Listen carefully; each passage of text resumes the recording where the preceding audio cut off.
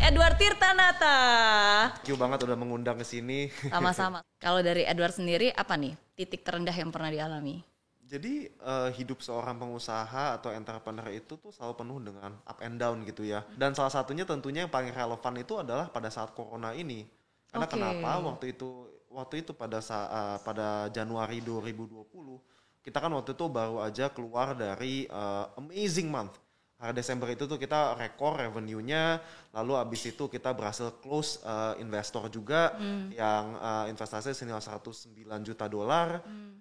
Tetapi dari setelah mendapat investasi tersebut tiba-tiba corona datang gitu. Dan alhasil kita omset itu sampai tinggal setengah waktu itu. Saya ingat banget tuh April tuh kita omset benar-benar hilang total gitu. Karena kenapa? Kita waktu itu ada 240 toko, 157 itu di mall. Ya seperti kita tahu lah mallnya aja tutup. Omset dari mana gitu kan.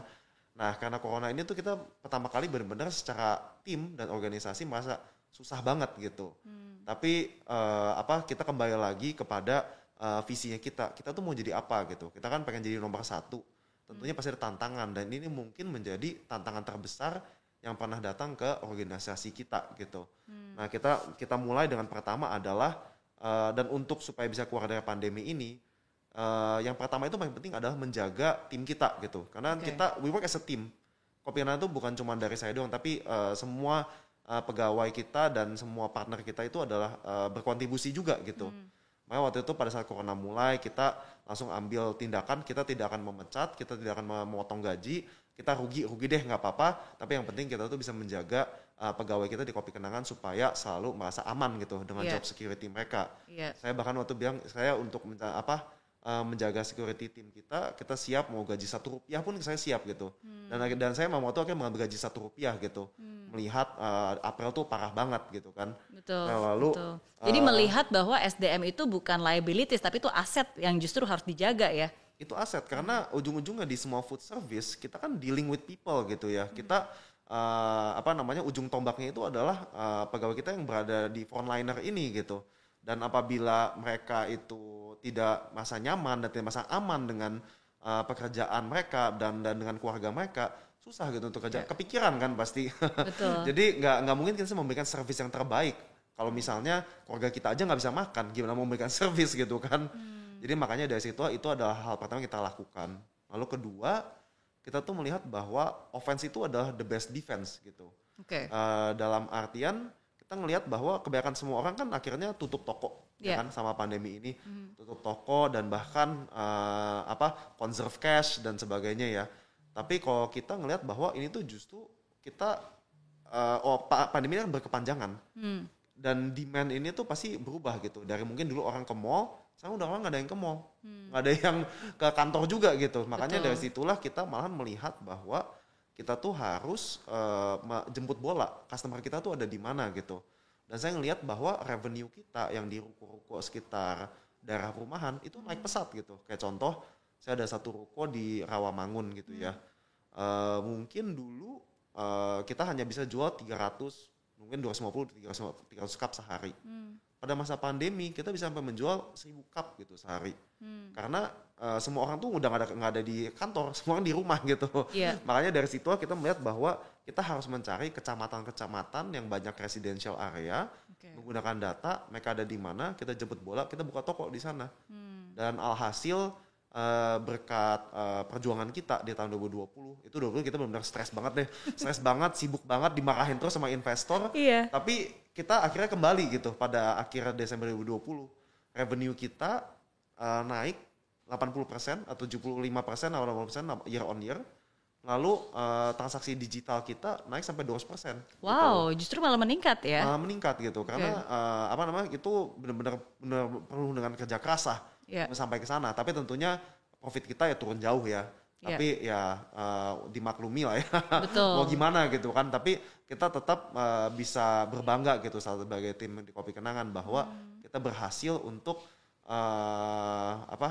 melewati badai pandemi ini sedikit demi sedikit lah. Belum lewat tapi udah at least kita melihat cahaya di ujung lorong lah. Berarti butuh waktu berapa bulan tuh dari sejak pertama kali down sampai akhirnya mulai bergerak lagi dan mulai ada pertumbuhan?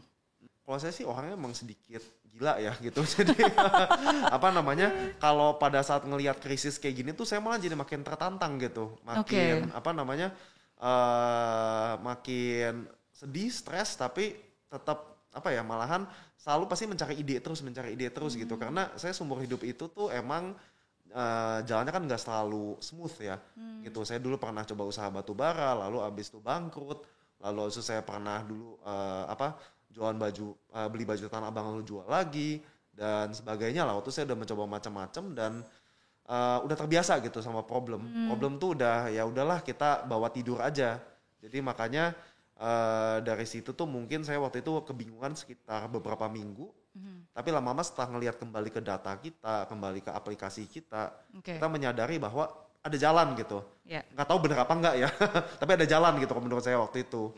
Dan investor kita sebenarnya juga udah nervous waktu itu, udah takut banget. Waduh, lu yakin Mas mau buka toko lagi gitu? Toko lu aja udah ancur-ancuran gitu omsetnya. Tapi akhirnya mereka percaya sama keputusan kita dan mereka pun sekarang juga happy. Di saat sulit kan pasti orang meragukan diri sendiri, punya ketakutan, kekhawatiran, apalagi ketika kita bukan hanya bertanggung jawab kepada diri kita ya, tapi bertanggung jawab kepada orang lain, kepada investor, kepada orang yang sudah mempercayakan kita. Bagaimana cara Edward selalu bisa tetap optimis dan meyakinkan bahwa ini pasti bisa? Oke, jadi ini bukan cuma investor doang ya. Saya waktu ada 3.000 karyawan dan keluarganya kan bergantung gitu sama kita gitu kan.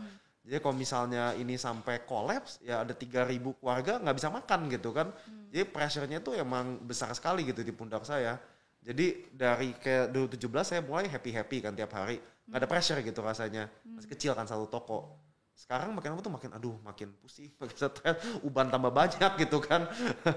Cuman yang membuat saya tetap percaya gitu, karena ambisi saya gitu, visi saya. Kalau kita selalu tetap tahu tujuan kita akan kemana dan percaya kita bisa di sana, otomatis kita stres apapun dan sebingung apapun, segelap apapun, pasti kita selalu bisa melihat cahaya ini gitu. Oke. Dan itulah yang akhirnya bisa mendapatkan kepercayaan bukan hanya dari investor lokal saja, tapi bahkan sekaliber JC, Serena Williams. Oke. Tapi sebelum itu pernah nggak sih dipandang sebelah mata? Itu dulu sering banget ya. Pada saat saya baru buka toko pertama itu, teman-teman saya kayaknya nanya, lu mau bawa kemana nih Kopi Kenangan ini? Toko pertama di Kopi Kenangan? Kopi Kenangan itu di Kuningan gitu, di office ya. Karena kenapa waktu kita mau di office, karena itu yang modal paling murah gitu. Banyak orang gak nyadar, tapi buka di office itu murah. Lebih murah daripada di mall? Lebih murah jauh. Jadi waktu itu pada saat kita membuka toko pertama, banyak teman-teman dan landlord juga nanya saya, lu mau bawa kemana ini Kopi Kenangan? Saya bilang, gue mau jadi nomor 1 di Indonesia dan after that Asia Tenggara gitu. Diketawain lah. Aduh bro, nama kopinya Kopi Kenangan mantan. Bentar juga tinggal kenangan gitu kan. Ya, you never know until you try gitu kan. Lu tuh harus selalu aim for the moon gitu kan. Even if you fail, you will land among the stars gitu.